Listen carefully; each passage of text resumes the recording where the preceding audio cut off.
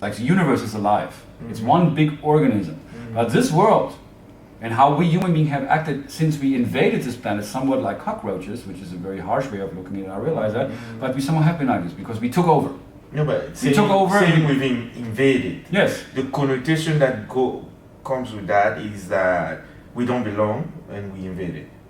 We are invaders. Right, right. But, you know, if you were to told, oh, you are one of the invaders, so get out of here. Right. I'm not sure if you'll be happy to be out of the planet. I love what the... With 6 billion invaders. I love... I think God has to agree that we exist before we here. Check this out, maybe a little story, you know. I met someone in person who said that he's a walk-in, and walk-ins are there, they say they're like spiritual beings, not from this world. And so I met this guy, and he gave me like a procedure called Transmutational Procedure for Dysfunctional Patterns. You gotta look at that sometime, it's amazing. Towards the end, he says something really interesting, like it's like the alien speaking to human beings saying, we have received transmissions from many of you, please get me out of here.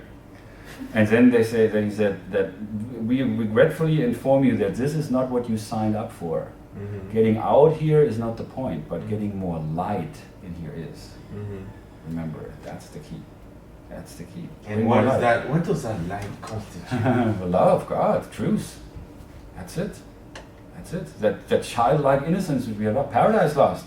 You know, I have a problem with you going back to your childhood. although everything. No, not to my childhood. I'm talking about to my child essence, my inner child. That's different. Not my childhood. Because that was just in my experiences there and how it was for me and how I was in school and I was a bad student and my reality there. What I mean, looking at life in a more childlike manner.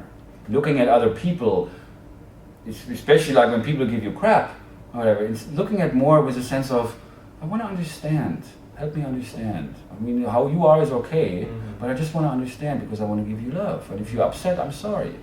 That's more like a child would do that, but we grown-ups with our ego, we're like, "Arr!" and then the other person's like, "Arr!" and then we go back and forth, you know.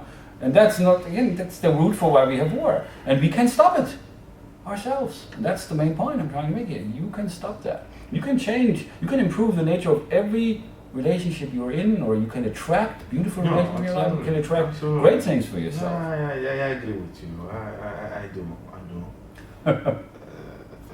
You know, but the sad reality is that we all don't have access to the enlightening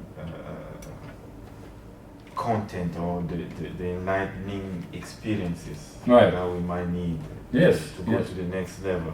Which is why, you know, that's one of the reasons I'm trying to put these programs together, to maybe inspire some other people who are watching that and to think about these things, which they haven't really thought about before. You know? That's basically what it is. Because I think we all need some kind of an inspiration, and we need to have a boost.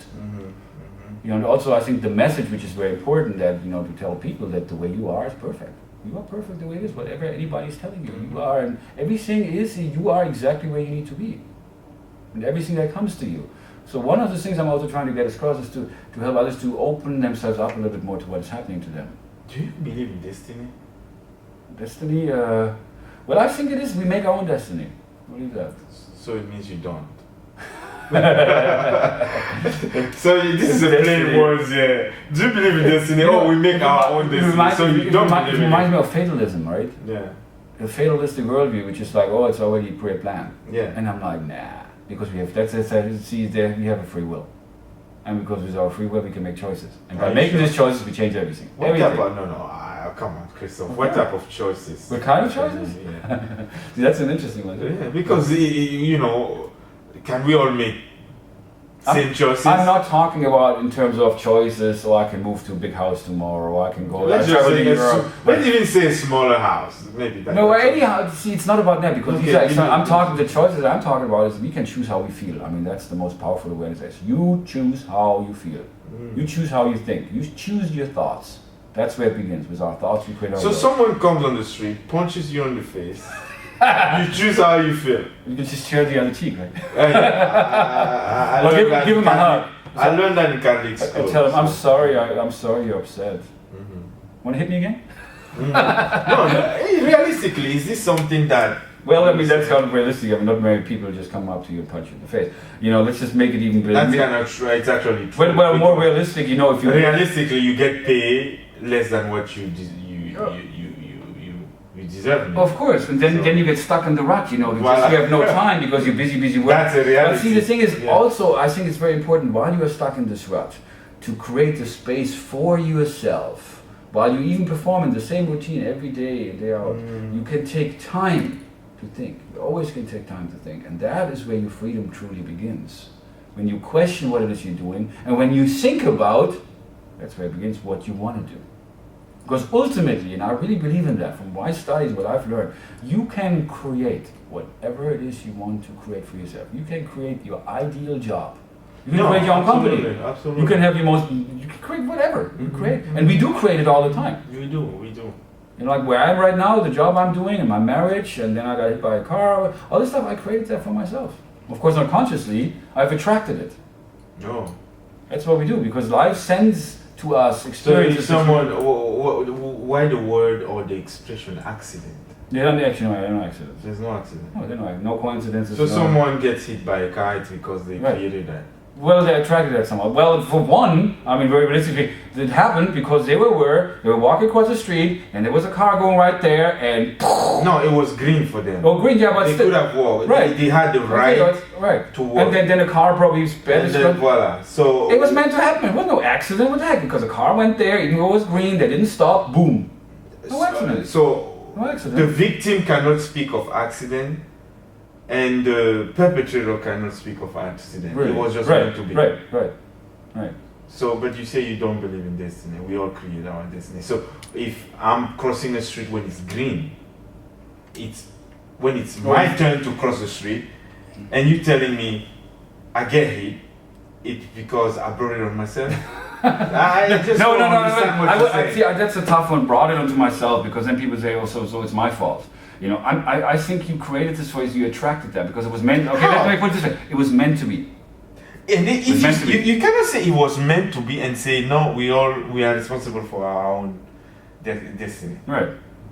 If it was meant to be, the assumption is that someone somewhere has decided that this is what will happen. Not me, outside of my control. Right. But see, then try to make it simple here. It's simple. Try to make it simple. Wrap it up here.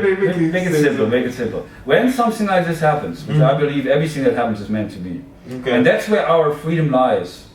Our ultimate freedom is how we react to that, how we respond to that. That makes all the difference. And that's where I believe that's where our freedom is. So when something bad happens to you, and somebody hits you in the face, or somebody whatever, you know, you can either choose to be like, oh, I'm angry, why me? What have I done? You know, or you can be like, what happened here? You know, what am I learning here? Maybe next time I'll be a little bit more careful when I cross the street when it's green. Even when it's green, that'll be one thing, right? That'll be one thing. That'll be one thing. Or be more cautious when somebody just punches you in the face. Like, you know, sometimes people can be very crazy and do things that are a little weird, you know. But that's ultimately the how we react to it. Our attitude. I think attitude. I'm very big on that. You know, our attitude changes that.